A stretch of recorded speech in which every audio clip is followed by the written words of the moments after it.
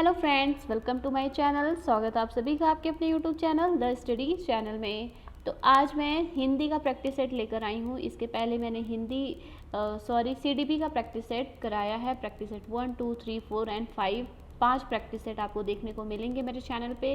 अगर आपने वो वीडियो मिस किया है तो आप उसको अब भी जाके देखिए, क्योंकि मैं बार बार बोल रही हूँ कि यूपी टेट का एग्ज़ाम कभी भी हो सकता है। तो उसकी जो तैयारी है वो आपको अभी से भी ज़ोरदार शुरू कर देनी चाहिए।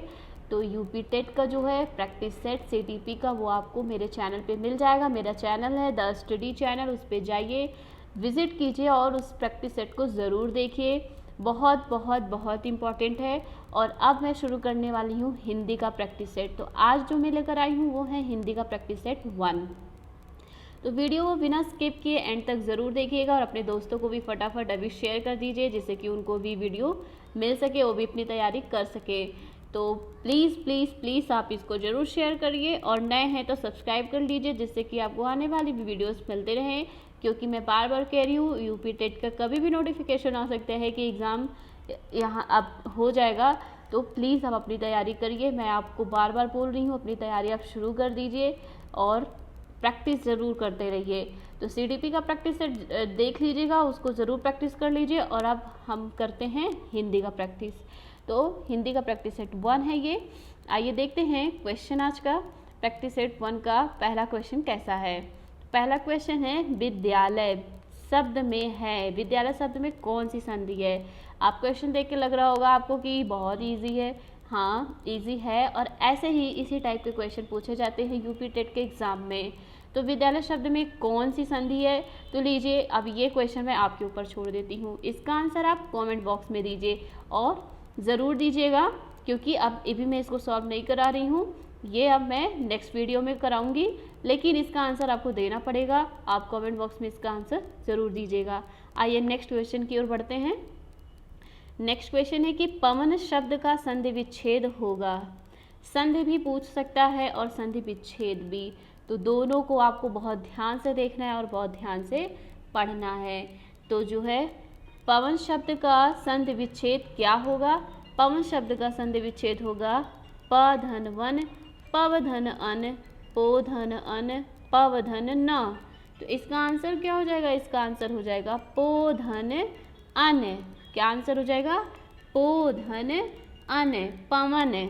और इसमें कौन सी संधि है। तो इसमें है अयादि संधि। कौन सी संधि है, अयादि संधि।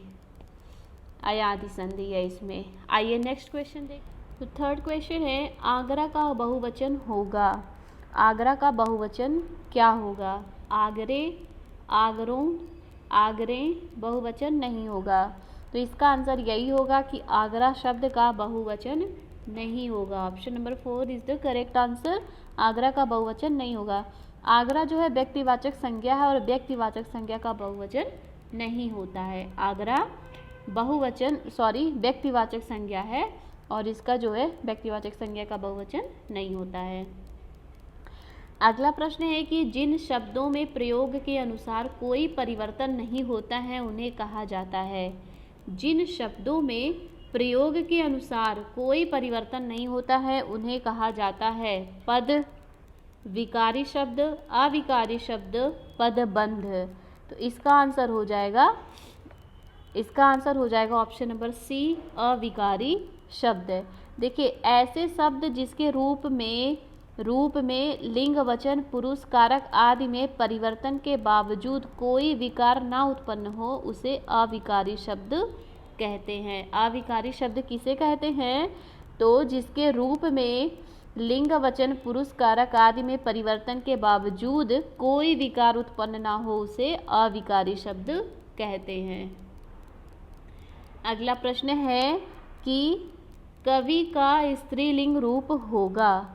कवि का स्त्रीलिंग रूप होगा। क्या होगा कवि का स्त्रीलिंग रूप।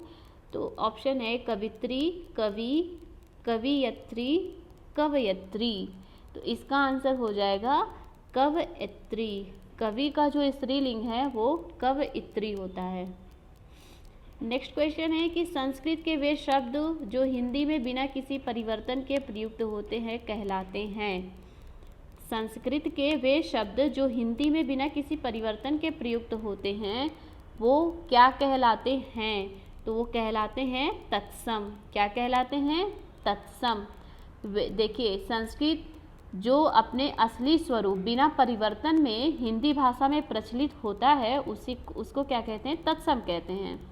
तो और तद्भव किसे कहते हैं? तो तद्भव जो है वे शब्द जो सीधे प्राकृत से हिंदी भाषा में आ गए हैं या प्राकृत के द्वारा संस्कृत से निकले हैं उन्हें तद्भव कहते हैं। तो संस्कृत के वे शब्द जो हिंदी में बिना किसी परिवर्तन के प्रयुक्त होते हैं वो तत्सम कहलाते हैं, और जो बिल्कुल जो हिंदी भाषा में आ गए हैं प्राकृत से, जो प्राकृत से हिंदी भाषा में आ गए हैं उन्हें क्या कहते हैं? तद्भव कहते हैं। अगला प्रश्न है कि जब किसी समास में दोनों शब्द प्रधान हो तो उसको कहते हैं। जब किसी समास में दोनों शब्द प्रधान हो तो उसे क्या कहते हैं? तो इसका आंसर हो जाएगा द्वंद्व समास, द्विगु समास, प्रधान समास या तत्पुरुष समास। तो आंसर हो जाएगा द्वंद्व समास।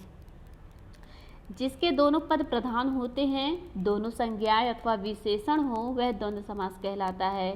जैसे रात दिन, जैसे रात दिन।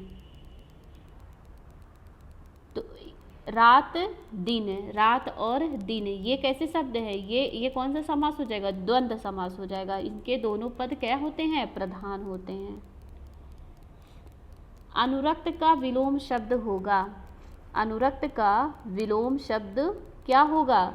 आरक्त, विरक्त, निरक्त, आसक्त। तो इसका आंसर हो जाएगा विरक्त। 9 नंबर का क्वेश्चन है कि निम्न में से किस समूह में सभी शब्द तत्सम हैं? ऑप्शन है पहला शर्करा, पवन, ज्येष्ठ, अग्नि। इसमें जितने भी शब्द हैं ये सभी क्या हैं? तत्सम हैं, और यही इसका आंसर हो जाएगा। क्योंकि ऑप्शन नंबर 2 में देखिए आप, घोड़ा, कारीगर, ये जो है तद्भव है। किताब, नानी, चाकू, ये तद्भव है। चम्मच, हाथी, तद्भव है। तो ये बाकी जो तीनों ऑप्शन है वो असंगत हैं बाकी, और ये जो पहला ऑप्शन है बिल्कुल सही है। इसमें सारे शब्द क्या हैं? तत्सम हैं। अगला प्रश्न है कि किस शब्द में कु उपसर्ग नहीं है? कु उपसर्ग नहीं है। कुशल, कुचाल, कुरूप, कुकर्म। तो आंसर यही हो जाएगा कुशल। कुशल में जो है कु उपसर्ग नहीं है।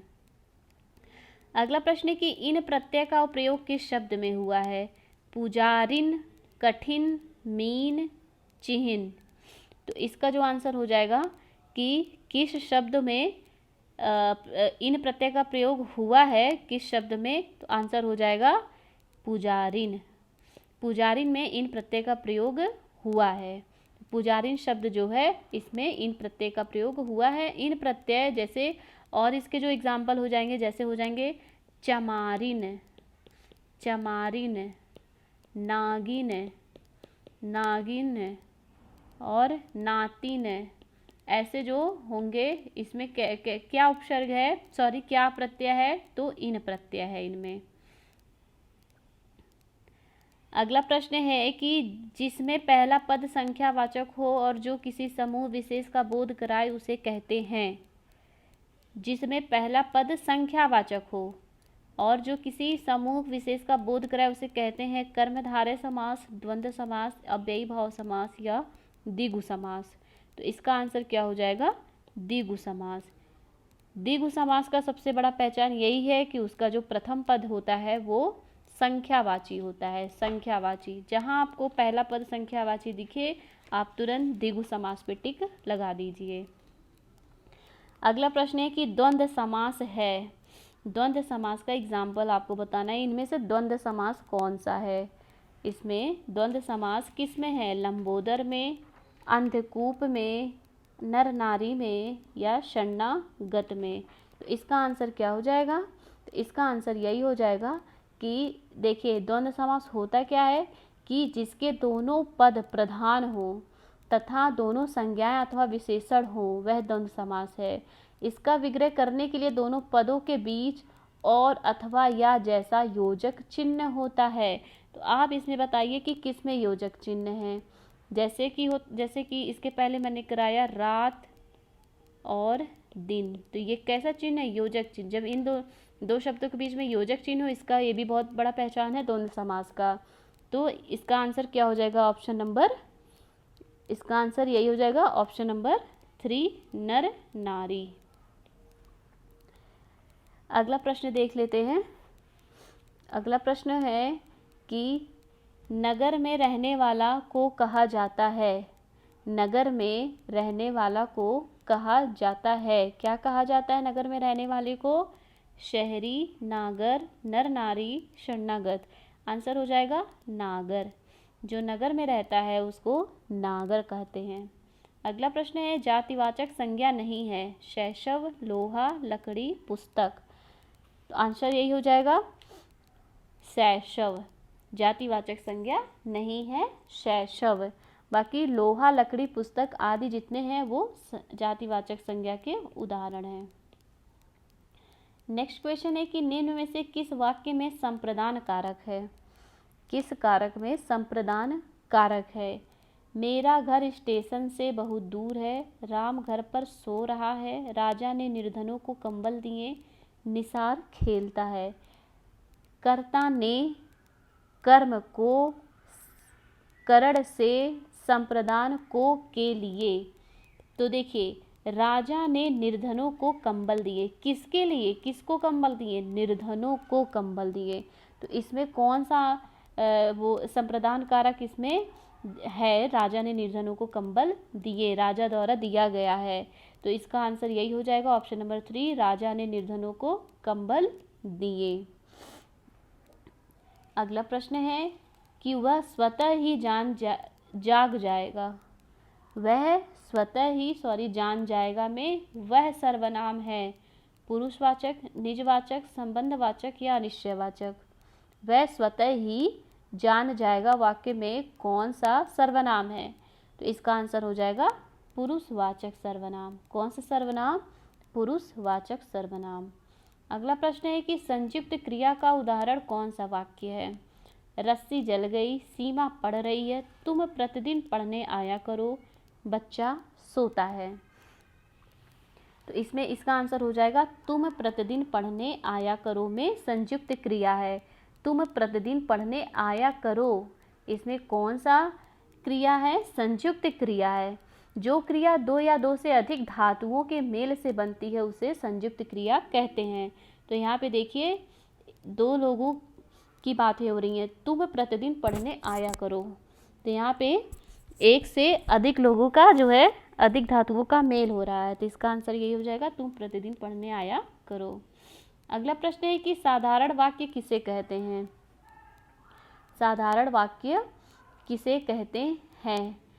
ऑप्शन है जो छोटा हो, जिसका अर्थ सरलता से समझ में आ जाए, जिसमें एक कर्ता और अनेक क्रियाएं हों, जिसमें एक उद्देश्य, एक विधेय और एक ही क्रिया हो। तो इसका आंसर हो जाएगा ऑप्शन नंबर डी, जिसमें एक उद्देश्य, एक विधेय और एक ही क्रिया हो। एक उद्देश्य, एक विधेय और एक ही क्रिया हो उसे साधारण वाक्य कहते हैं। अगला प्रश्न है कि मोहन बाजार जा रहा है। इस वाक्य में उद्देश्य है।